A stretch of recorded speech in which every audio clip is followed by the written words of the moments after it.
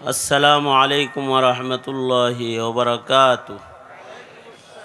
अल्हम्दुलिल्लाह अल्हम्दुलिल्लाहि वकफ़ा वसलामुन अला इबादिहिल्लज़ीना इस्तफ़ा। अम्मा बअदु फ़अऊज़ु बिल्लाहि मिनश शैतानिर रजीम। बिस्मिल्लाहिर्रहमानिर्रहीम। मुहम्मदुर रसूलुल्लाह वल्लज़ीना मअहु अशिद्दाउ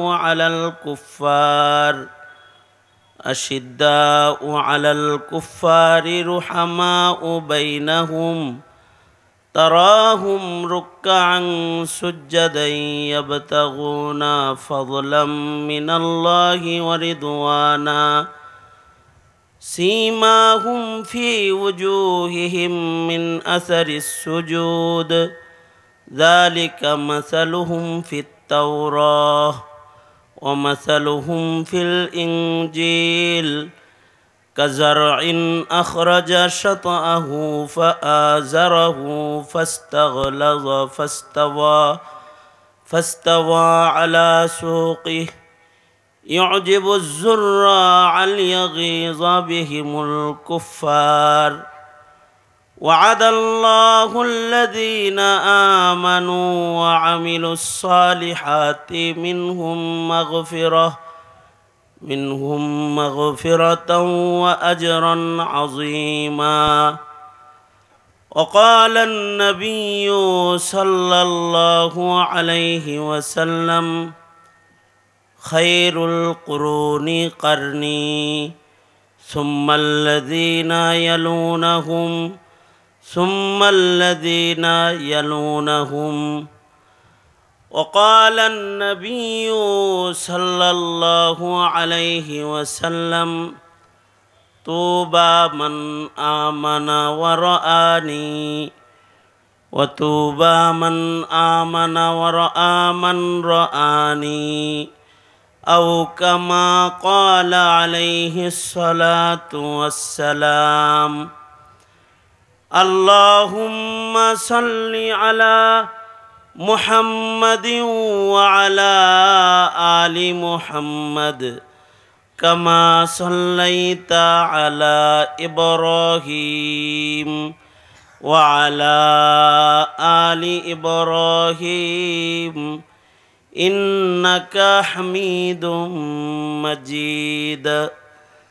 अल्लाहुम्मा बारिक अला मुहम्मदिन व अला आलि मुहम्मद कमा बारकता अला इब्राहीम व अला आलि इब्राहीम इन्नका हमीदुम मजीद। चंगशिमुलिया चौरास्ता जामे मस्जिदेर उद्योगे आयोजित शेखुल हदीस इब्ने शेखुल हदीस आल्लामा मामुनुल हक दामत बरकातुहुमेर আগমন উপলক্ষে पंचम वार्षिक इस्लामी महासम्मेलन 2025 सम्मेलनेर मोहताराम सदर मोहताराम सभापति उपस्थित हजरात बुजुर्ग उलामाए केराम सम्मुखपाने समवेत दीन प्रिय इस्लाम प्रिय दीनदार ईमानदार मुमिन मुसलमान भाइरा पर्दार आড়াল থেকে आलोचनाय शामिल मा बोनेरा विश्वजगतेर मालिक विश्व प्रतिपालकेर विश्व दरबारे कालिमातुर शकर जे महान रब्बुल आलमीन अत्यंत दया करे माया करे भालोबेसे रहमती बरकती जान्नातेर टुकरा बागाने उलामाए दीनदेर सोहबते आल्लाह ताआला एकटी महती सम्मेलने दावत व तबलीगेर निस्बते उलामादेर सोहबते एकत्रित हওয়ার तौफिक आल्लाह ताआला आमादेर दान करेছেন। एजन्य कालिमातुर शुकर पड़ी शुक्रिया आदाय करी जबान खुले मुहाब्बते भक्ति भरे समस्वरे आवाज करे उच्च कण्ठे सम्मिलित आवाजे सकले बोलुन आलহামদুলিল্লাহ।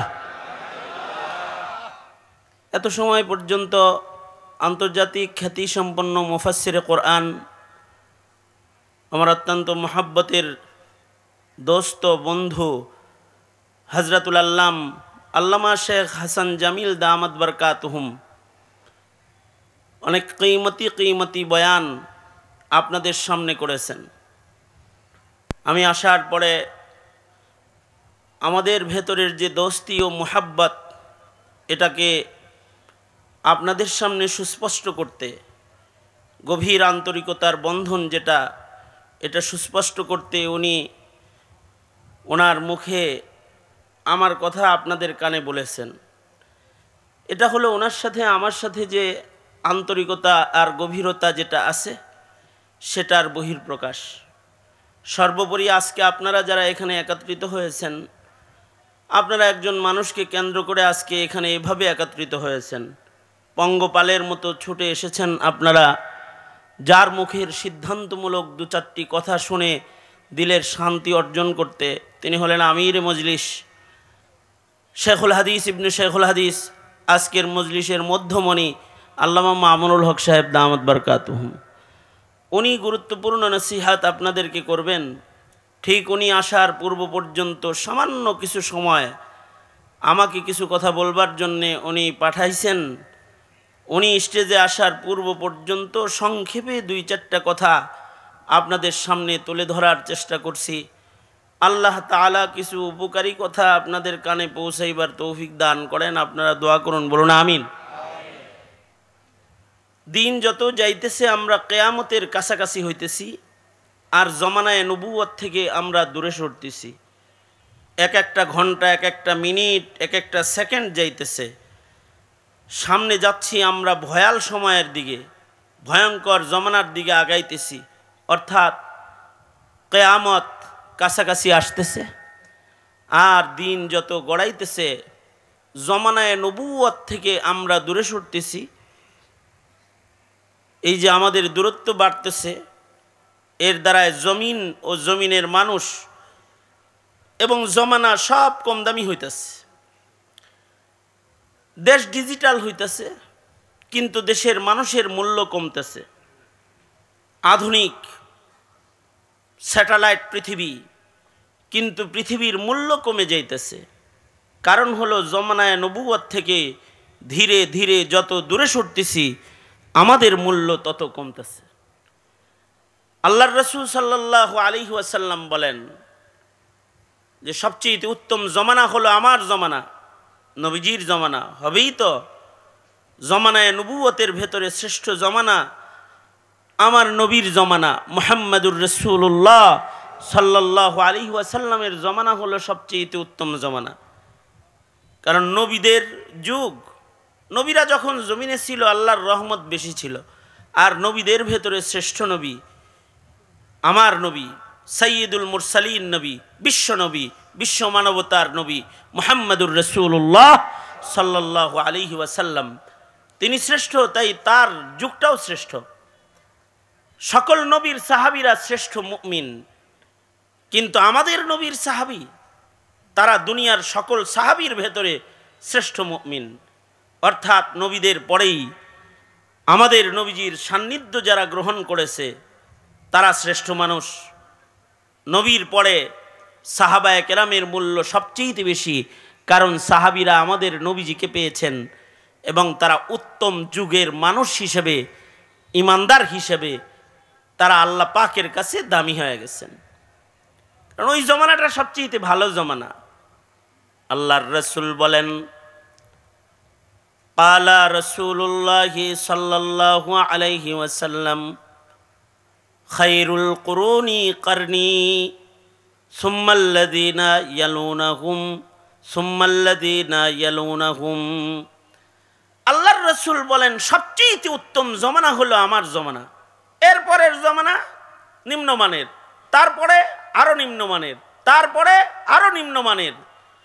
এইভাবে দিন কিয়ামতের দিকে আগাবে, আর জমানার মূল্য কমবে, আর জমিনের মানুষের মূল্য কমতে থাকবে, মানুষের দাম কমে যেতে থাকবে। সাহাবায়ে কেরামের দাম হলো এমন, তারা মুহাম্মাদুর রাসূলুল্লাহ সাল্লাল্লাহু আলাইহি ওয়াসাল্লামের নবুয়তের সবচেয়ে কাছে, নবী আলাইহিস সালাতু ওয়াস সালামের জমানায় নবুয়তের মানুষ তারা। এ কারণে তাদের মূল্য এত যে একজন সাহাবীর মূল্য সারা দুনিয়ার ইমানদার একত্রিত করলেও হবে না। সারা দুনিয়ার সব ইমানদার একত্রিত করলেও একজন সাহাবীর মূল্য হবে না, কারণ মূল্যবান জমানার মূল্যবান মানুষ তারা। আব্দুল্লাহ ইবনুল মুবারক রহমতুল্লাহি আলাইহিকে জিজ্ঞেস করা হয়েছিল, উমর ইবনে আব্দুল আজিজ, ওয়াইসুল কারনি এদের দাম বেশি না আমিরে মুআবিয়ার দাম বেশি রাদিয়াল্লাহু আনহু? হযরত আব্দুল্লাহ ইবনুল মুবারক উত্তরে বলেছিলেন, কার কথা জিজ্ঞেস করো, আমিরে মুআবিয়া? হযরত আমিরে মুআবিয়া তো নবীজির সাথে যুদ্ধ করেছেন, নবীজির উপরে কোরআন নাজিল হয়েছে, আর হযরত আমিরে মুআবিয়া নিজ কলমে লিখেছেন কাতেবে ওয়াহি। এই আমিরে মুআবিয়ার দাম কত এটা জিজ্ঞাইতেছ?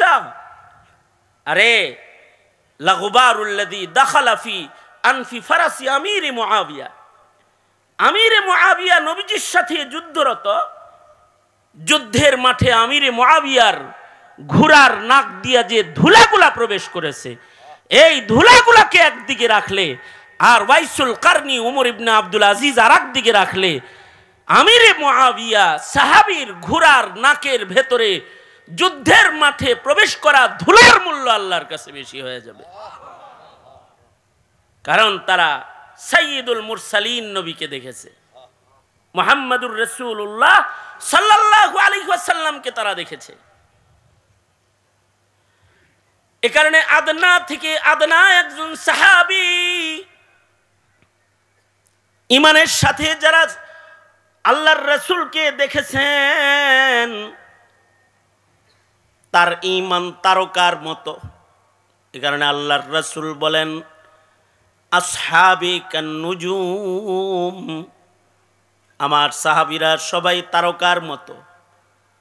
हम फख्र से कहते हैं हमारे है सहाबा, वल्लाह हमें जान से प्यारे है सहाबा। उस चांद जो रोशन हुआ, उस चांद जो रोशन हुआ बतहा के उफ़क़ पर, उस चांद के ताबंद सितारे है सहाबा, उस चांद के ताबंद सितारे है सहाबा। आकाशे 14 দিনের পূর্ণিমার তারকাকে, পূর্ণিমার চাঁদকে, আলোকোজ্জ্বল চাঁদটাকে দেখতে কত সুন্দর লাগে, ঠিক চাঁদের পাশে তারকাগুলোকেও কত সুন্দর লাগে। কেমন যেন এই চাঁদের পাশে তারকার আলোগুলোকেই মানায়, পৃথিবীর আর কোনো বাতিকে মানাবে না সেখানে। ঠিক মুহাম্মাদুর রাসূলুল্লাহ সাল্লাল্লাহু আলাইহি ওয়াসাল্লামের নবুয়তের আলোকোজ্জ্বল আলোর পাশে ইমানের বাজারের একমাত্র সাহাবায়ে কেরামের ইমানের আলোকোজ্জ্বল ইমানকেই মানায়, আর কারোর ইমানকে নবীর পাশে মানাই না। নবীজির প্রত্যেকটা সাহাবীর ইমান ছিল এরকম। এ কারণেই সাহাবীদের ইমানের রংকে আল্লাহ তাআলা কোরআনে হাকিমে বর্ণনা করেছেন এবং আমাদের আদেশ করেছেন, আমিনু কামা আমানান নাস, তোমরা সাহাবীদের মতো ইমানদার হও। সাহাবীদের ইমানের রংগুলোকে আমাদের কাছে পেশ করেছেন। সাহাবীদের ইমান কেমন ছিল? আল্লাহ কালামে, আল্লাহর কালামে আল্লাহ নবীর সাহাবীদের রং আমাদেরকে কিয়ামত পর্যন্ত জানার জন্য নিজে বর্ণনাকারী হয়ে আল্লাহ তাআলা কোরআনের আয়াত নাজিল করেছেন। আমি আয়াত পড়েছি, আল্লাহ তাআলা বলেন, মুহাম্মাদুর রাসূলুল্লাহ, মুহাম্মাদুর রাসূলুল্লাহ والذين معه أشداء على الكفار ওয়াল্লাযীনা মাআহু আশিদ্দাউ আলাল কুফফারি রুহামাউ বাইনাহুম তারাহুম রুকআন সুজ্জাদান ইয়াবতাগুনা ফাযলাম মিনাল্লাহি ওয়া রিদওয়ানা। আল্লাহ তাআলা সাহাবায়ে কেরামের গুণ বর্ণনা করতে গিয়ে বলেন, সাহাবীদের একটা গুণ হলো মুহাম্মদুর রাসূলুল্লাহ সাল্লাল্লাহু আলাইহি ওয়াসাল্লাম এবং তার সাথী সাহাবী যারা তারা কেমন, আশিদ্দাউ আলাল কুফফার, তারা কাফেরদের বেলায়, কুফরের বেলায় তারা শক্ত। তারা কাফেরের ভক্ত নয়, তারা কাফেরদের সাথে শক্ত। তারা ঈমানের মাসআলায়, তাওহীদের মাসআলায়, দ্বীনের মাসআলায়, ইসলামের মাসআলায় তারা বড় শক্ত। আর এখন আমরা হয়েছি কমপ্লিট উল্টা। আমাদের এই রংটা আল্লাহ পাকের ঈমানের পছন্দের রং না। এই জমিনের মানুষ হয়ে গেছে কাফেরের ভক্ত, লাল চামড়ার ওয়ালাদের ভক্ত। চুল কাটে, কাপড় বানায়, ঘর দুয়ার বানায় লাল চামড়াওয়ালাদের মতন, কাফেরদের মতন। চলাফেরার স্টাইল, খাবার দাবারের স্টাইল, ঘুমানোর স্টাইল, সার্বিক অনুকরণ হয়ে গেছে কাফেরের। কেমন যেন পশ্চিমাদের ভক্ত। পশ্চিমাদের ভক্ত বিধায়িত শেষ পর্যন্ত শুধুই মাত্র পোশাকের কালচার সংস্কৃতির উপরেই আক্রমণ নয়, পশ্চিমাদের নষ্ট চরিত্রকে মুসলমানদের ভেতরে ইস্টাবলিশ করার চক্রান্ত চলছে প্রতিনিয়ত। মুসলমানের রং যেন সাহাবায়ে কেরামের সাথে না মিল হয়। তাদের চলাফেরা, তাদের উঠা বসা, তাদের পোশাক পরিচ্ছদ, তাদের মুআমালা মুআশারাত, এমনকি তাদের বৈবাহিক জীবনটাও যেন কাফেরের সাথে মিলে যায়, নবীর সাথে যেন না মিলে। এ কারণে নারী কমিশনের মাধ্যমে মুসলমানদের বৈবাহিক জীবনকেও আক্রমণ করা হচ্ছে। তার মানে হলো কাফেরদের ভক্তি প্রকাশ করতেছে, তোদের যেটা এটা ভাল লাগে, মদিনারটা ভাল লাগে না, সাহাবীদেরটা ভাল লাগে না, নাউজুবিল্লাহ। কিন্তু আল্লাহর পছন্দ হলো আমরা হব আমিনু কামা আমানান নাস ইহদিনাস সিরাতাল মুস্তাকিম সিরাতাল্লাযীনা আন'আমতা আলাইহিম। যারা পুরস্কার প্রাপ্ত কাফেলা, আল্লাহর কাছ থেকে ঈমানের রঙে যারা আল্লাহর কাছ থেকে স্বীকৃতি প্রাপ্ত মুমিন, যারা তাদের আমলের মাধ্যমে আল্লাহর পছন্দের ঘোষণা যারা পেয়েছে, রাদিয়াল্লাহু আনহুম ওয়া রাযু আনহু, যারা পুরস্কার প্রাপ্ত, যারা জান্নাতের সুখবর প্রাপ্ত, আল্লাহ পাকের সন্তুষ্টির সনদ প্রাপ্ত, এদের মতো হইতে সূরা ফাতিহার দোয়া ইহদিনাস সিরাতাল মুস্তাকিম সিরাতাল্লাযীনা আন'আমতা আলাইহিম, যারা পুরস্কার প্রাপ্ত তাদের মতো যেন আমরা চলতে পারি। আল্লাহর কাছে মদত চাইতে হয় প্রতি নামাজের রাকাতে রাকাতে।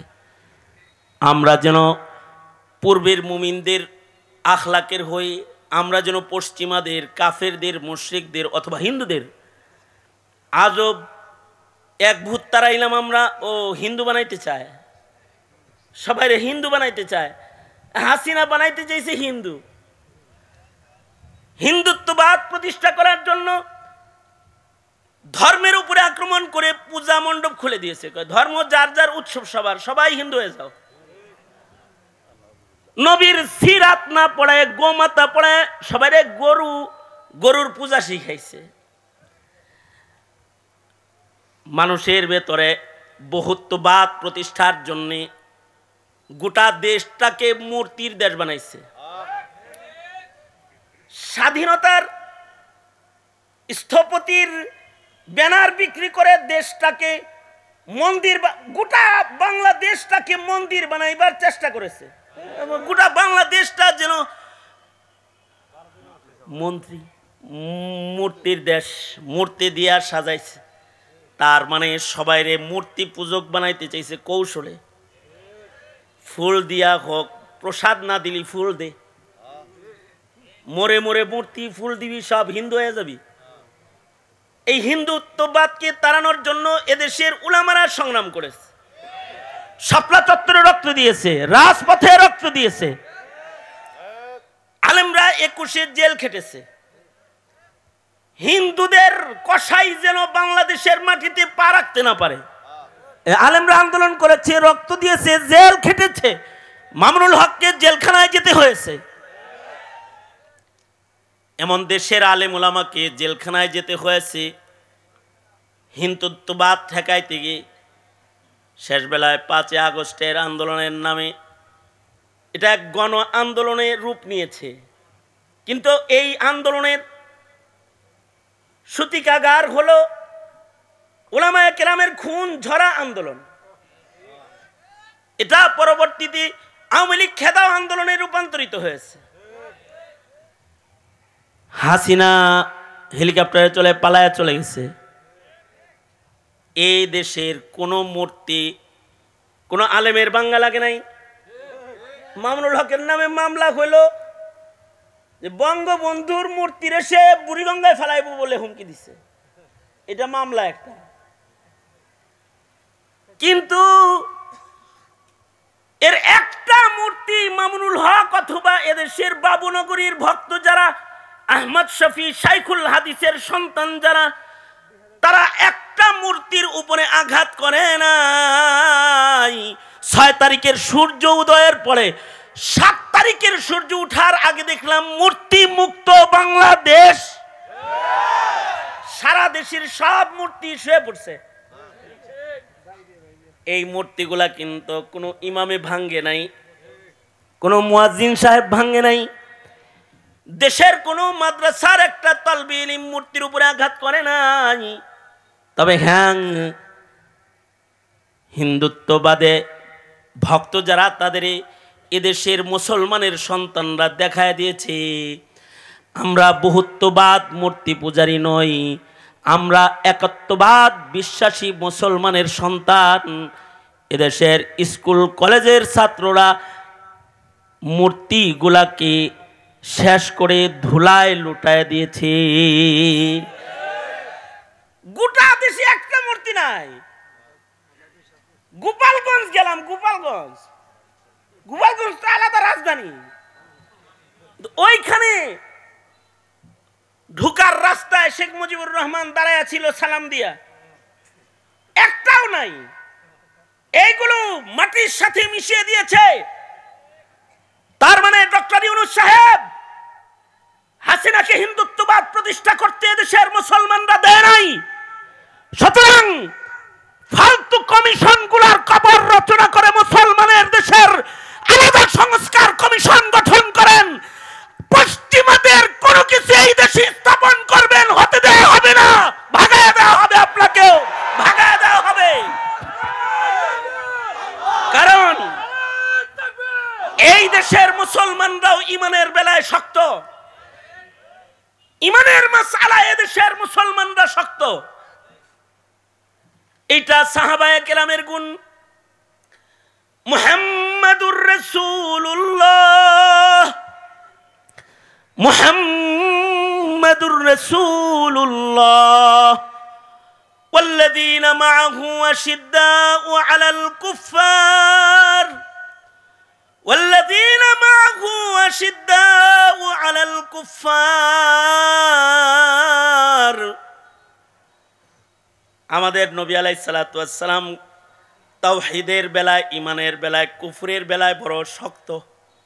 সাহাবীরাও কুফরের বেলায় বড় শক্ত। আল্লাহর রাসূল সাল্লাল্লাহু আলাইহি সাল্লামের ঘাড়ের উপরে নারী ভুঁড়ি চাপায় দিয়েছে, নবী কিছু বলে নাই। নবীজিকে তায়েফের মাটিতে পাথরে পাথরে রক্তাক্ত করেছে। নবীজি কিছু বলেন নাই। উহুদের ময়দানে নবীজিকে আঘাত করেছে, দান মুবারক শহীদ হয়ে গেছে, তাও কিছু বলে নাই।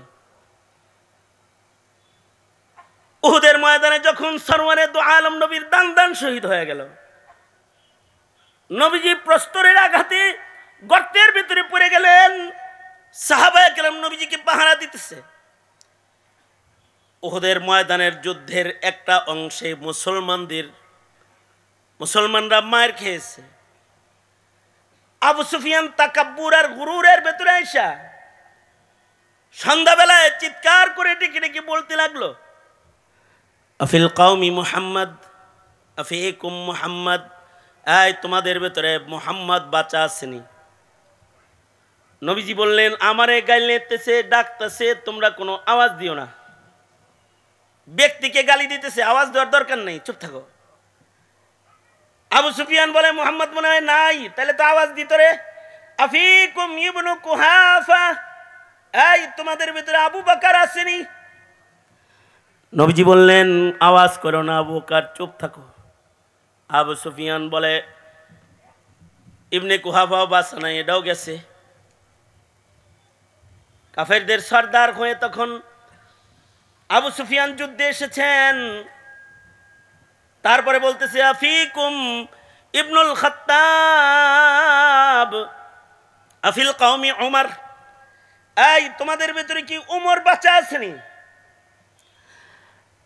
আল্লাহর রাসূল বললেন, উমর চুপ থাকো, আওয়াজ দিও না, চুপ করে থাকো।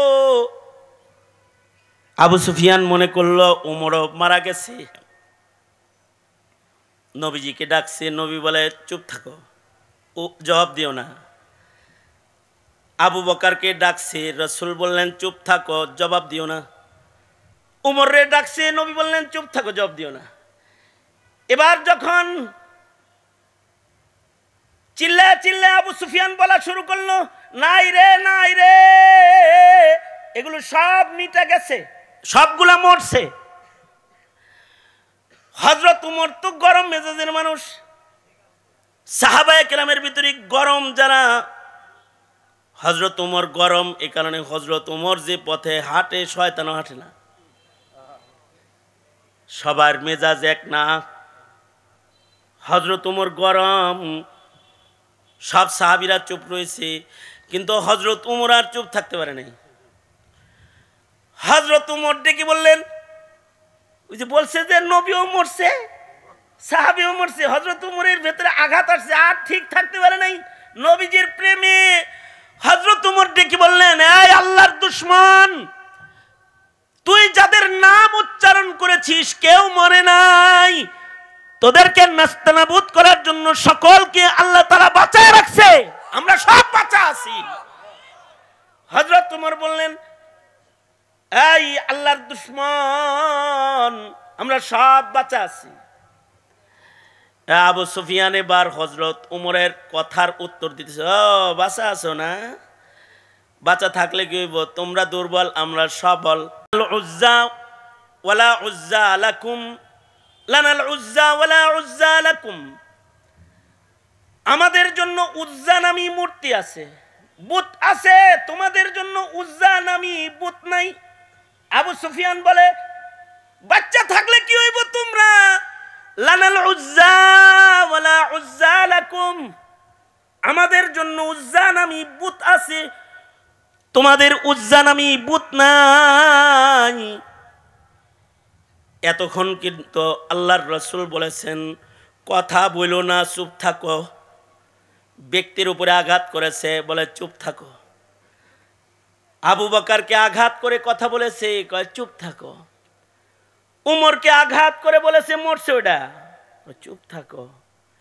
কিন্তু এবার যখন আবু সুফিয়ান বলে, লানাল উজ্জা ওয়ালা উজ্জা লাকুম, অর্থাৎ মূর্তিকে যখন তাওহীদের উপরে তুলে ধরেছে, এবার আল্লাহর রাসূল বলে, উমর এতক্ষণ চুপ ছিলা, এখন আর চুপ থাকার সময় নাই, জবাব দাও। উমর বলে, কেমনে জবাব দিমু? আল্লাহর রাসূল জব নিজে শিখায়া দিয়া বলে, বলো লানাল মাওলা ওয়ালা মাওলা লাকুম। এই আল্লাহর দুশমন, আমাদের জন্য আল্লাহ আছে, তোদের জন্য আল্লাহ নাই। আমাদের জন্য মাওলা আছে, তোদের মাওলা নাই। তার মানে ব্যক্তির উপরে আঘাত করলে পরে রাসূল কিছু বলে না, কিন্তু তাওহীদের উপরে আঘাত করলে রাসূল তখন ছাড়ে না, সাহাবী তখন ক্ষত বিক্ষত দেহেও ছাড়ে না। ঠিক ওইরকম দেশের মুসলমানরা আমাদের টাকা পয়সা চুরি করে বিদেশ নিয়ে জমা করছে, আমরা কিছু বলি নাই। রিজার্ভ ফান্ড খালি করে লয়ে গেছে, তাও কিছু বলি নাই। দেশের বিভিন্ন জায়গায় আমাদেরকে ক্ষতিগ্রস্ত করেছে, জনতার হক নষ্ট করেছে, আমরা কিছু বলি নাই।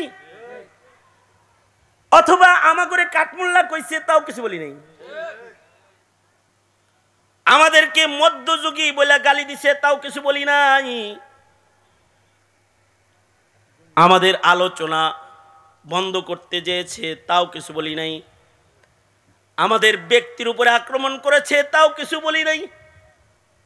ওরা গালাগালি করছে, হুজুররা বুখারী শরীফ পড়াইছে, অথবা মসজিদে নামাজ পড়াইছে, মিম্বরে খুতবা দিয়েছে, কিন্তু এই শয়তানের দলেরা যখন ইসলাম নিয়ে টানাটানি শুরু করছে, তখন নবীর সুন্নত হয়ে গেছে, এখন আর চুপ থাকার সুযোগ নাই। যেই ঠান্ডা মৌলবী নামাজ পড়াইতো, সেই ঠান্ডা মৌলবী গরম হয়ে শাপলা চত্বরে যে কোমরে গামছা বাঁধে দাঁড়াইছে,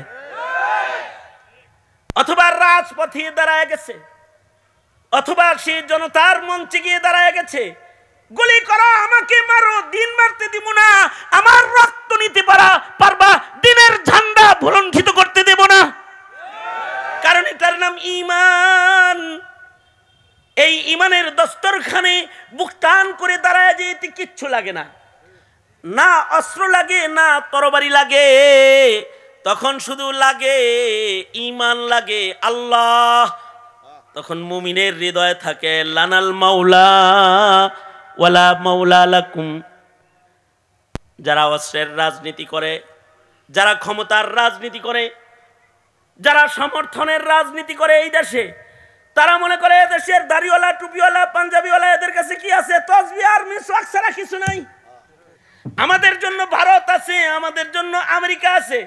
তাদেরকে বলছি, তোমাদের ভারত থাকতে পারে, তোমাদের আমেরিকা, তোমাদের রাশিয়া, তোমাদের চীন থাকতে পারে, কিন্তু লানাল মাওলা ওয়ালা মাওলা লাকুম। মুমিনের সাথে আল্লাহ আছে।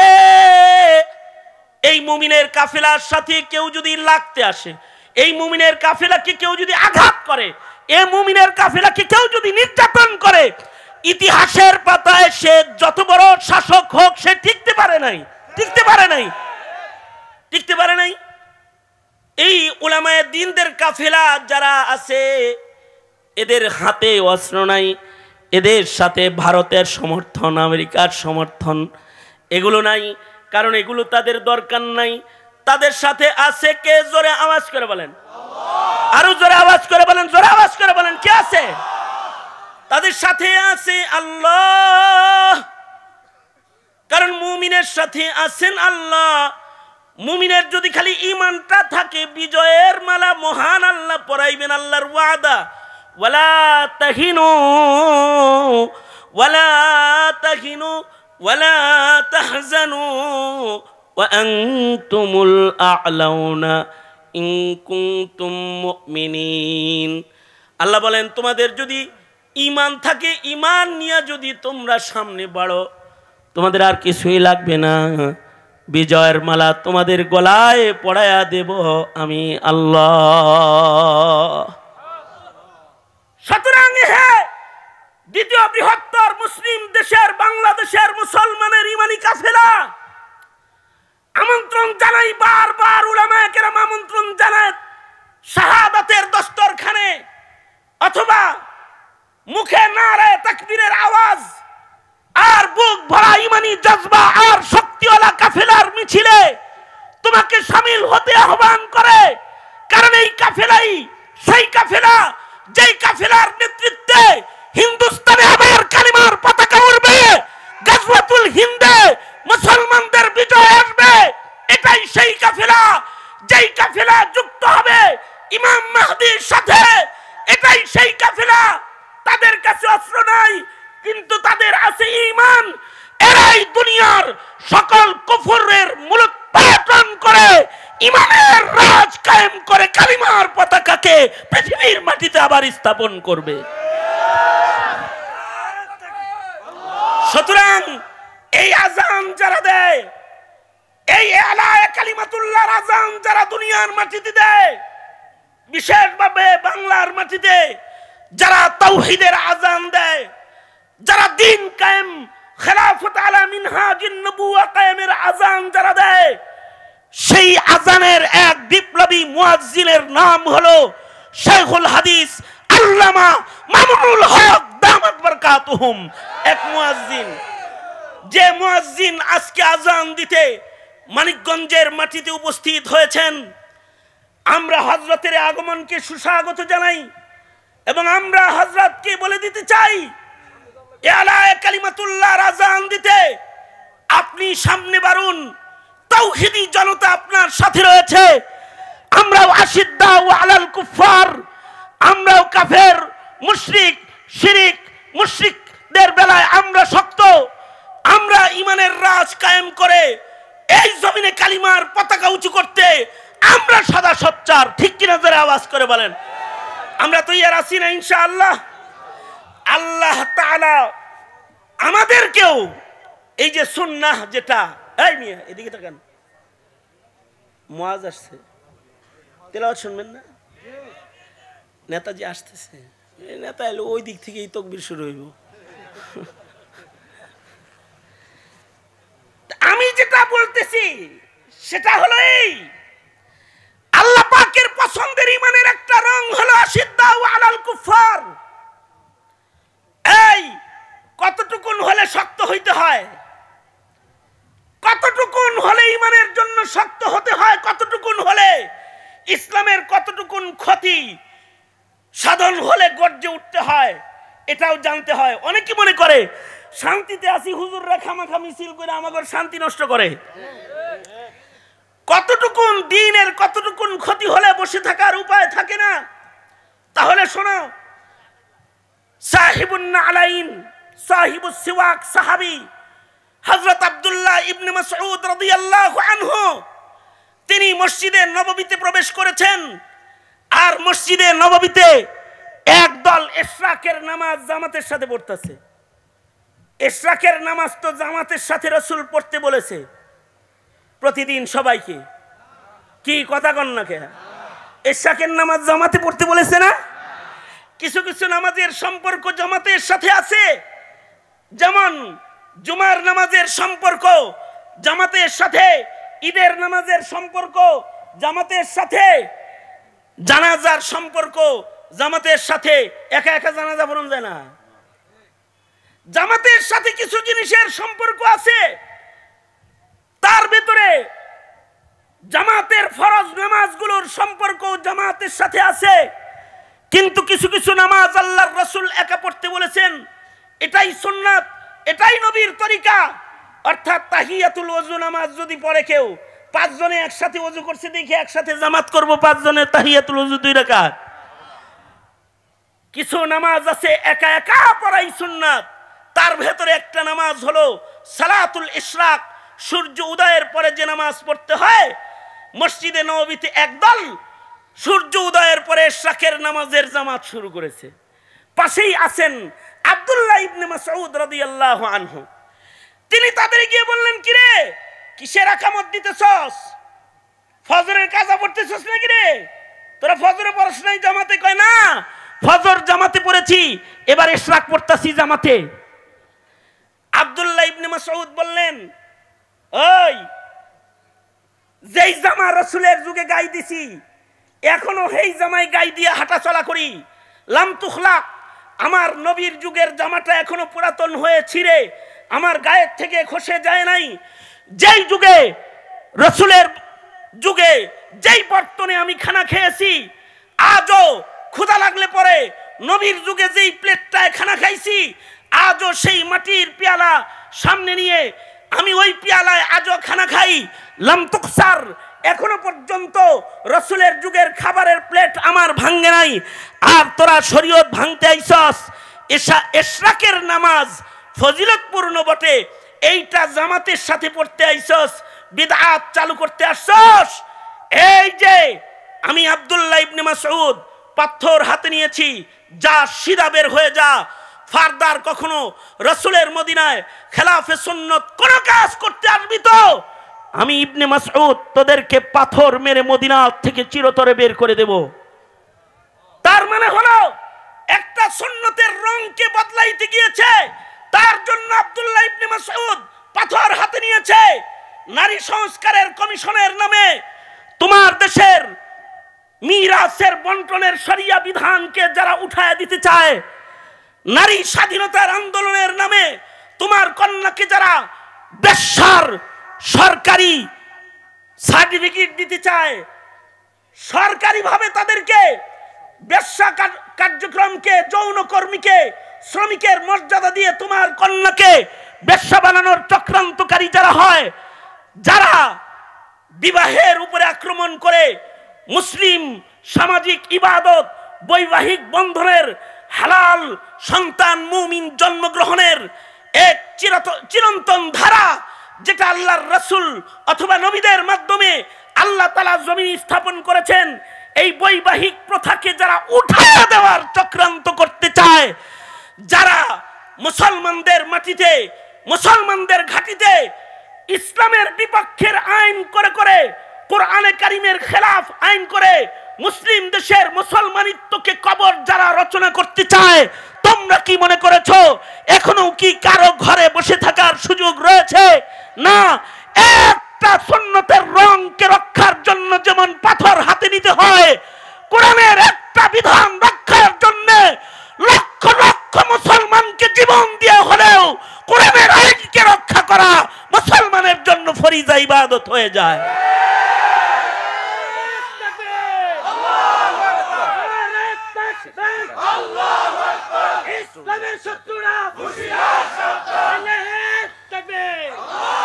কারণ হলো এটাই ইসলাম, এটাই দিন, এটাই ঈমান, এটাই আল্লাহর পছন্দের রং। আশিদ্দাউ আলাল কুফার, কাফেরের বেলায়, কুফরের বেলায়, অনৈতিক কার্যকলাপের বেলায়, ইসলামের মুখালাফাতকারী অপশক্তির মোকাবেলায় মুসলমানকে শক্তই হতে হয়। এ কারণেই মামুনুল হক শক্ত হয়ে গর্জন দিয়ে সাহাবীদের আদর্শ নিয়ে দাঁড়ায় যায়। এ কারণেই এদেশের উলামায়ে কেরাম বুক টান করে বাতিলের মোকাবেলায় রাজপথে দাঁড়ায় যায়।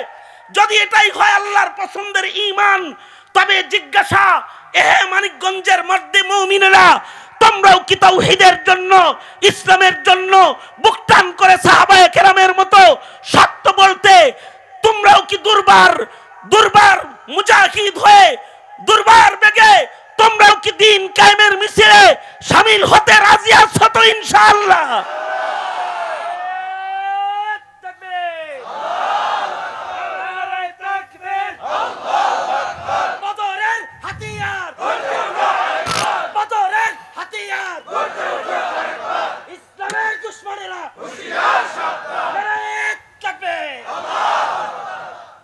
এটা সাহাবায়ে কেরামের ঈমানের রং। বাস এই একটি রঙের উপরেই আমি কথা বললাম। কথা বলে যেটা বুঝাইতে চাই, নৌকার ধানের শীষার লাঙ্গলের রাজনীতির খেলা না এটা। এখন এসেছে মুসলমানের মাটিতে ঈমানের আর মুসলমানের কালিমার পতাকা উঠানোর খেলা। সুতরাং এই খেলায় শামিল হতে প্রস্তুত আছো তো তোমরা সকলে? কারা কারা রাজি আছো, প্রস্তুত আছো তো ইনশাআল্লাহ? নারে তাকবীর, আল্লাহ তাআলা নারে তাকবীর, আল্লাহু আকবার। বদরের হাতিয়ার, মামুনুল হকের হাতিয়ার, ইসলামের দুশমনেরা, লিল্লাহি তাকবীর। মুহতারাম হাজিরিন, এখনই আল্লামা মামুনুল হক সাহেব দামাত বারাকাতুহুম স্টেজে আসবেন। তার আগে বিশ্বজয়ী হাফিজ কোরআন মুয়াজ মাহমুদ, তিনি কোরআন শরীফ থেকে আপনাদেরকে যে তিলাওয়াতের মাধ্যমে সে বিশ্ববিজয় করেছে, মারকাজু ফাইজিল কোরআনের নক্ষত্র সন্তানদের একজন মুয়াজ মাহমুদ, সে আল্লাহর কালাম তিলাওয়াত করবে। আর এই তিলাওয়াতুল কোরআনের পরপরই শেখুল হাদিস ইবনে শেখুল হাদিস আল্লামা মামুনুল হক সাহেব স্টেজে আসবে। যেহেতু একটি মসজিদকে টার্গেট করে আজকের মহতি আয়োজন, আমরা এই আপনাদের হাজার হাজার জনতার উপস্থিতিতে আজকের সামান্য একটি কোরবানি এই মসজিদের অনেক বড় উন্নয়নের রাস্তা খুলে দিতে পারে। সেজন্যে আজকে আমাদের নওজোয়ান ভলেন্টিয়ার এখানে যারা আছে তাদেরকে একটু আপনাদের কাছে আমরা পাঠাবো ব্যাগ দিয়ে।